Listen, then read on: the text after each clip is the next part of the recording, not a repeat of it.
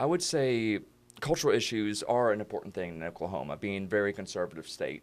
One of the more important issues I see at the state legislature being talked about is the topic of abortion. I know there is, just within the Republican Party, there is some differences, I would say, in the state legislature here in Oklahoma. We have the Dusty Devers types who wants to go even further with it in terms of getting it outlawed. Other people might think, hey, we're in a good spot now in terms of not allowing abortions to the great extent that it used to. Where do you stand on that issue? Well, I'm 100% pro-life, and I believe in protecting life with no exception. That's just the way I personally believe. And I have my own story on that, and I was a high-risk pregnancy for my mother, and which the doctors thought would result in one of us living and one of us possibly not. But, my mother made the decision that save the child over my life if it comes to that, but always trust in God. And he worked it out. We both were fine. Oklahoma, I think you have to, the sanctity of life is a core value of the fabric of our state.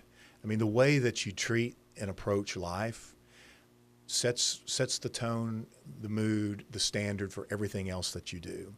You look at all of the civilizations throughout history and throughout the globe today.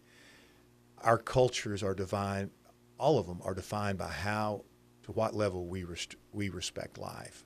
And for me, I see it as ordained in my Christian faith, and it's life is created at conception. And from that point until the grave, it needs to be protected from the cradle to the grave. So, and in the womb. So, that's just my personal. I think that makes Oklahoma great. I understand some people like exceptions. I personally believe in no exceptions to that. But that's my faith in God that He's big enough to work out tough situations, and I know they exist. What about punishments for the mother during abortions? What do you think about that? If a woman gets an abortion, do you think there should be some penalties regarding that? I do not believe in criminalizing women that make that decision. I just don't want abortion available in this state.